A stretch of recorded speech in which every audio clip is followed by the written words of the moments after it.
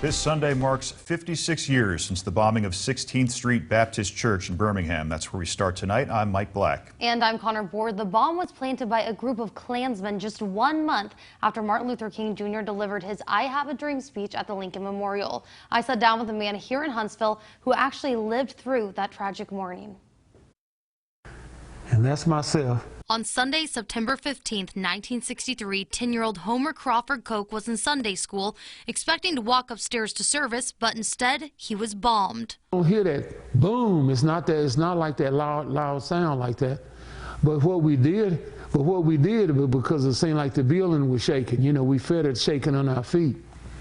And there was a lot of glass, and of course from the glass and the wood structure, that's what made a lot of noise. Was the structure falling down. Homer was inside 16th Street Baptist Church in Birmingham when a bomb planted in the basement by members of the Ku Klux Klan exploded. The church was one of the largest black churches in the city and was known for holding civil rights meetings. The attack injured over 20 people and killed 4 young girls who were in the bathroom. Reed, I knew real well. Now, Addie Collins, I didn't know as well, you know, but like you say, Carol Robinson, I knew real well. Cynthia Wesley, you know, Denise McNair, the other 3 girls. I knew them really well. Homer ran out of the building as fast as he could and escaped uninjured. His father, who was a deacon at the church, was actually not there that day. But when his parents heard the news on the radio, they rushed to the scene. Of course, my father, became one of the people that searched for survivors and whatever bodies were unfortunate. That was my father. H.D. Coke.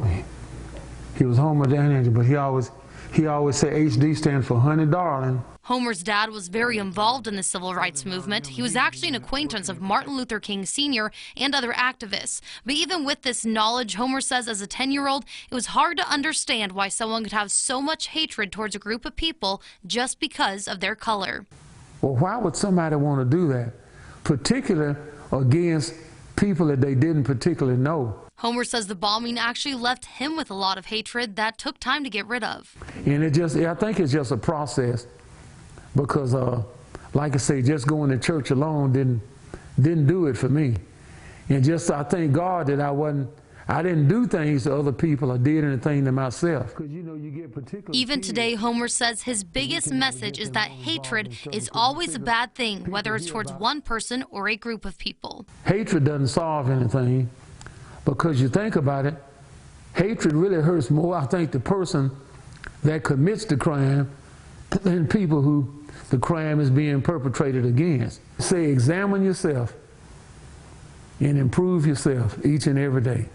Homer is planning to go to 16th Street Baptist Church for the anniversary, and he is expecting it to be an emotional experience. It's going to bring back memories. You know, it's going to bring back memories.